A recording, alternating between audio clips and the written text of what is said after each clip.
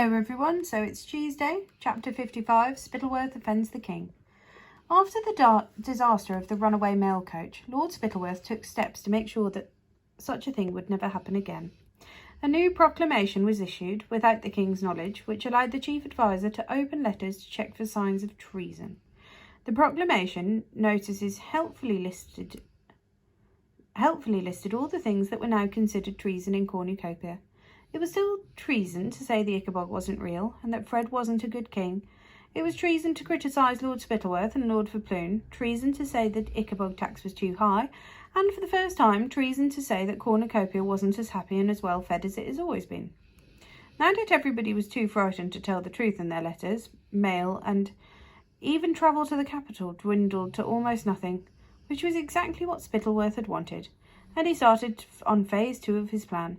This was to send a lot of fan mail to Fred. As these letters couldn't all have the same handwriting, Spittleworth had shut up a few soldiers in a room with a stack of paper and lots of quills and told them what to write. "Praise the king, of course," said Spittleworth as he swept up and down in front of the men in his chief adviser's robes. "Tell him he's the best ruler the country's ever had. Praise me, too. Say you don't know what would have become of Cornucopia without Lord Spittleworth. And say, you know the Ickabog would have killed many more people if not for the Ickabog Defence Brigade, and that Cornucopia is richer than ever." So Fred began to receive letters telling him how marvellous he was, and that the country had never been happier, and that the war against the Ickabog was going very well indeed.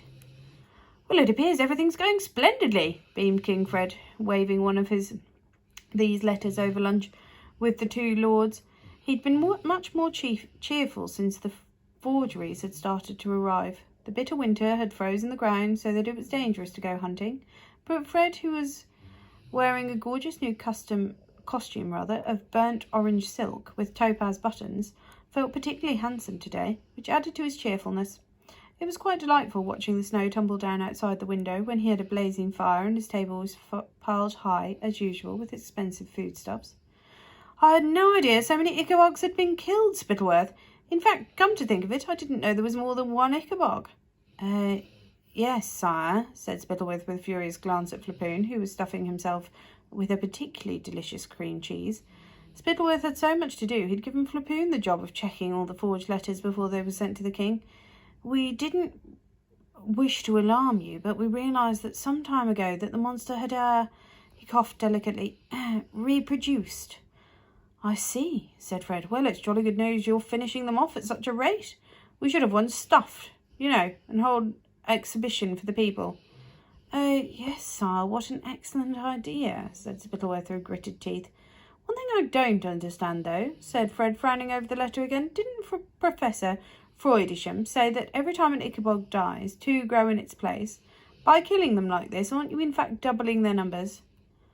No, sire, not really," said Spittleworth, his cunning mind working furiously fast.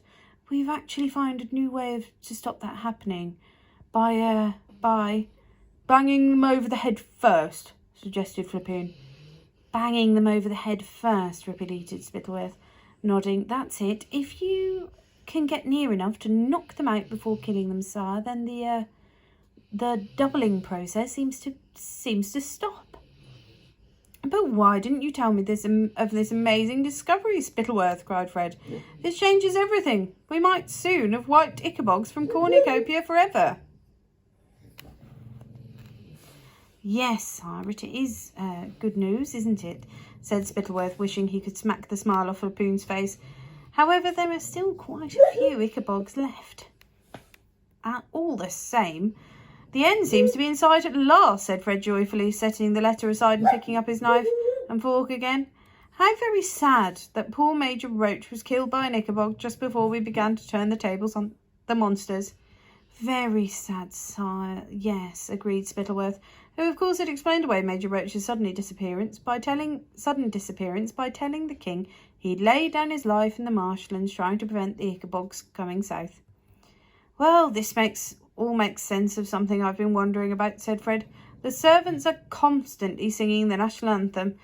Have you heard them? Jolly uplifting and all that, but it does become a bit samey. But this is why they're celebrating our triumph over the Ickabogs, aren't they?" That must be it, sire, said Spittleworth. In fact, the singing was coming from the prisoners in the dungeons, not the servants. But Fred was unaware that he had 50 or so people trapped in the dungeons beneath him. We should hold a ball in celebration, said Fred. We haven't had a ball in a very long time. It seems an age since I danced with Lady Islander. Nuns don't dance, said Spittleworth crossly. He stood up abruptly. Flapoon, a word. The two lords were halfway towards the door when the king commanded, Wait. Both turned. King Fred looked suddenly displeased. Neither of you asked permission to leave the king's tables. The two lords exchanged glances, then Spittleworth bowed and copied him.